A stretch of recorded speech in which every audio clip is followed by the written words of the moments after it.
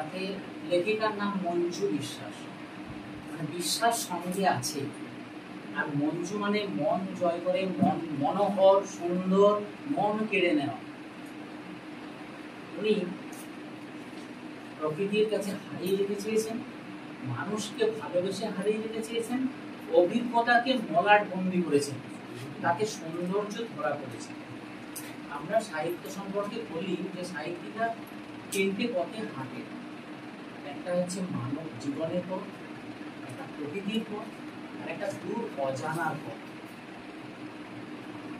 কোনো সাহিত্যিক, লেখক, কবি যে কোনো একটা পথ বেছে নেয়, কিন্তু ওনার ক্ষেত্রে দেখলাম তিনটে পথ যেন সম্মিলিত হয়ে গেছে। প্রকৃতি আছে, মানুষের কথা আছে, চলমান জীবনের কথা আছে। আর্ট ফর দ্য আর্ট সেকা যেমন আছে, তেমনি আর্ট ফর দ্য ম্যান সেকও আছে। রাজীববাবু ভূমিকাতে অনেক কথাই বলে দিয়েছেন, ছোট্ট সংক্ষিপ্ত, অথচ পুরো উনি যা বলতে চেয়েছেন, উনি যা লিখতে চেয়েছেন, যা করতে চেয়েছেন, সেটা ভূমিকাতে বলে দিয়েছেন। মানুষ চলমান জীবনে আমরা অনেক সময় অনেক কিছু দেখি, হারিয়ে যায়, যেটা রাজীববাবু বললেন। তিনি সেটাকে ধরে রাখতে চেষ্টা করেছেন কবিতার মধ্যে, মুক্ত গদ্যের মধ্যে।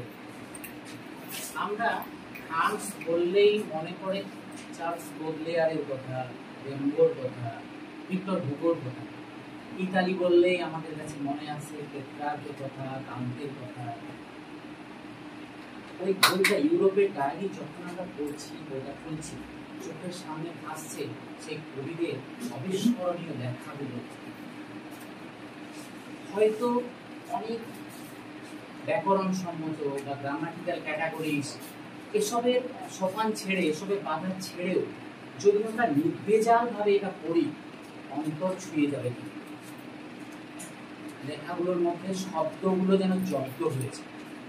প্রথম কবিতা যেটা আছে শিল্পী, শিল্পী কবিতাতে শিল্পী তার শিল্পী সত্তার কথা বলতে চায়।